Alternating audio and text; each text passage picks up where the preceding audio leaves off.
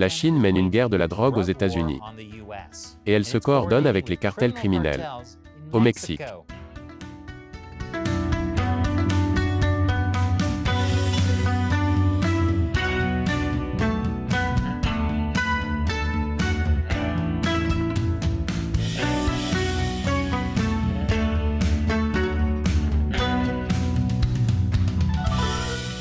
Bienvenue sur Chine non censurée. Je suis Chris Chappell. Cet épisode est sponsorisé par Incogni. Vous savez probablement que les entreprises collectent vos données personnelles.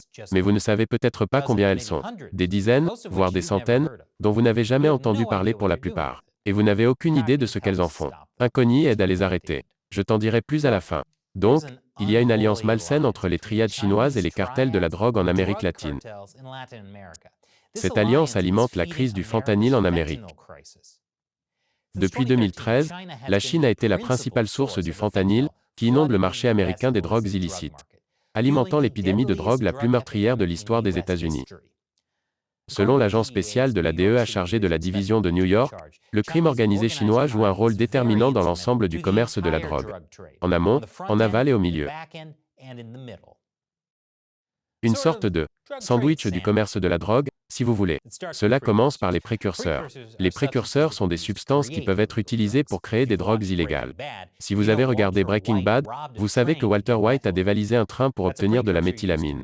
C'est un précurseur qu'il a utilisé pour fabriquer du crystal meth. Le fentanyl a ses propres précurseurs uniques. Ces précurseurs chimiques sont très réglementés dans la plupart des pays, car ils peuvent être utilisés pour fabriquer des drogues illégales. Les triades chinoises ont donc accaparé le marché. Elles fabriquent des précurseurs en Chine, puis les envoient au Mexique. Les cartels mexicains les utilisent pour préparer de la meth et du fentanyl, puis passent le produit final en contrebande à travers la frontière vers les États-Unis. Ces drogues tuent plus d'Américains que le Covid. Et il y a une autre partie à cette boucle. Les précurseurs coûtent de l'argent. Et vous ne pouvez pas avoir un déséquilibre commercial. Donc pour payer les précurseurs, les gangs mexicains vendent des animaux sauvages illégaux à la Chine, ce qui alimente le désastre environnemental au Mexique. Vous voyez, il y a un énorme marché pour les animaux sauvages en Chine. Beaucoup de gens achètent des animaux exotiques pour le prestige, la médecine et l'investissement. Le Mexique regorge d'animaux exotiques et en voie de disparition. Pendant longtemps, les commerçants chinois ont traité directement avec les chasseurs, braconniers et pêcheurs locaux pour les obtenir. Les cartels de la drogue mexicains ont eu vent de cette situation et ont joué le rôle d'intermédiaire.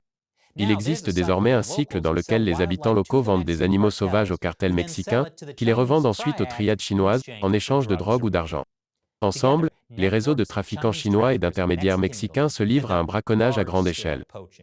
L'une des victimes est le poisson totoaba. Il s'agit d'une espèce menacée que l'on trouve dans le golfe de Californie, au large de la péninsule de Baja.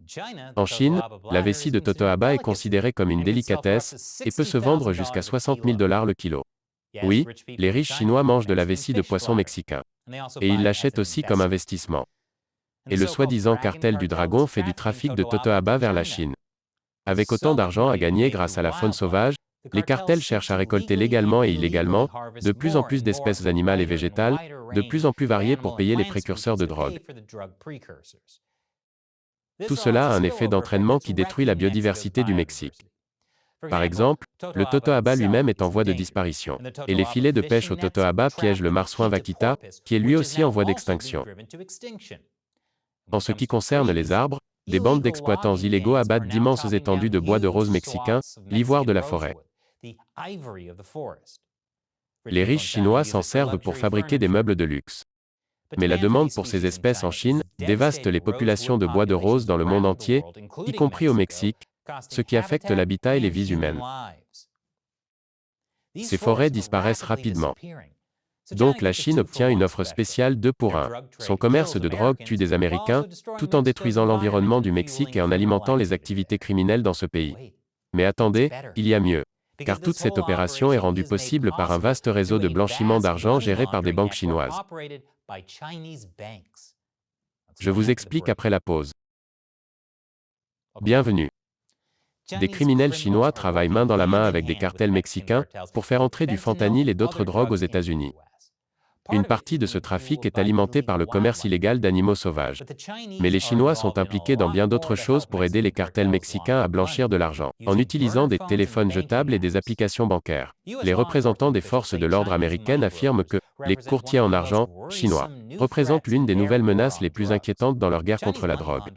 Le blanchiment d'argent chinois est partout. Ils peuvent acheminer les profits des cartels de la drogue des États-Unis vers la Chine, puis vers le Mexique en quelques clics d'un téléphone jetable et d'applications bancaires chinoises. Et sans que l'argent liquide volumineux ne franchisse jamais les frontières.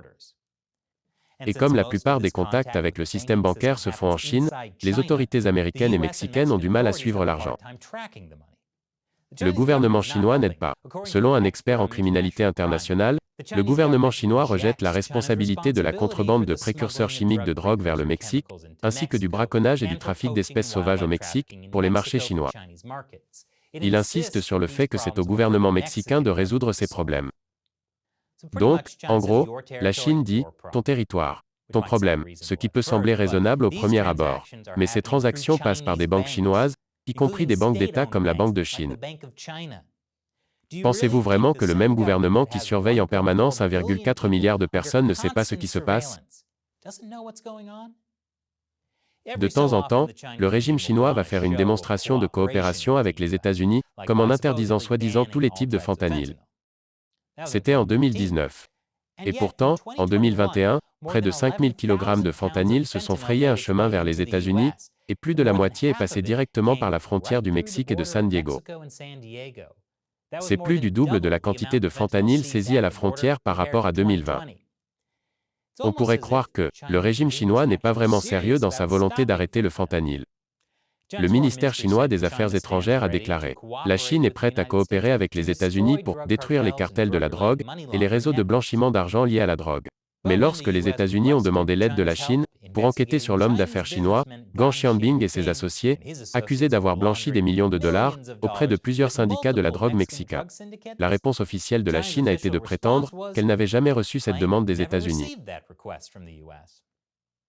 En gros, ils font de la désinformation malveillante. Donc le régime chinois regarde de l'autre côté quand il s'agit de banques. Et il refuse de coopérer avec les agents anti-drogue américains. Mais c'est pire que ça. Parce qu'ils sont en fait en train de pousser la drogue vers l'Ouest de manière proactive. Selon le journaliste d'investigation Sam Cooper sur notre podcast, des officiels de haut niveau donnent en fait des instructions aux cartels chinois. Il est prouvé sans l'ombre d'un doute qu'à des niveaux élevés en Chine, il y a de la corruption où des officiels sont impliqués avec les cartels du fentanyl, et dans certains cas donnent des directives. C'est logique. En 1999, deux colonels de l'armée de l'air de l'APL ont publié un livre intitulé « Unrestricted Warfare » dans lequel ils recommandaient un certain nombre de moyens par lesquels la Chine pourrait mener une guerre non militaire contre l'Occident. Parmi ces moyens figure la guerre de la drogue, qui aiderait la Chine à obtenir des profits illicites considérables et instantanés, tout en semant le désastre dans d'autres pays. Et bien avant cela, Mao Zedong avait affirmé que des criminels comme les triades pourraient devenir une force révolutionnaire si on leur donnait les conseils appropriés. Eh bien, c'est le cas. Au moins, quand il s'agit de soutenir les criminels, le Parti communiste chinois est cohérent. Et cet épisode a été sponsorisé par Incogni. Peu importe ce que vous faites en ligne, il y a un grand nombre d'entreprises qui collectent vos données personnelles. Votre nom, votre adresse électronique, votre adresse personnelle, votre numéro de sécurité sociale, et même le montant de vos dons à diverses causes. Mais ces données peuvent être compromises. Comme au début de l'année, des pirates ont ciblé la plateforme de collecte de fonds GiveSendGo. Les gens l'utilisaient pour envoyer de l'argent aux camionneurs canadiens qui protestaient contre les lockdowns. Les pirates ont volé et ensuite publié des informations sur des milliers de personnes qui avaient donné de l'argent aux manifestants. Lorsque vous mettez vos données en ligne, même avec une grande entreprise de confiance, ces données peuvent être volées. C'est pourquoi il est judicieux de supprimer autant que possible vos données de leur base de données. C'est pourquoi je me suis inscrit sur Incogni. J'ai alors découvert qu'il y avait 76 courtiers en données qui détenaient potentiellement mes informations privées. Je n'avais jamais entendu parler de la plupart de ces sociétés, mais elles avaient certainement entendu parler de moi. Incogni oblige ces sociétés à supprimer vos données. Quelques mois seulement après mon inscription, Incogni avait déjà fait supprimer mes données de 19 de ses courtiers en données, et 35 autres étaient en cours. Et je n'ai rien eu à faire après m'être inscrit. Jetez donc un coup d'œil à Incogni en utilisant le lien ci-dessous, ou allez sur incogni.com/uncensored. Les 100 premières personnes à utiliser le code uncensored bénéficieront d'une remise de 20%. Mettez vos données personnelles à l'abri du marché avec Incogni. Encore une fois, je suis Chris Chappell. Merci d'avoir regardé Chine non censurée.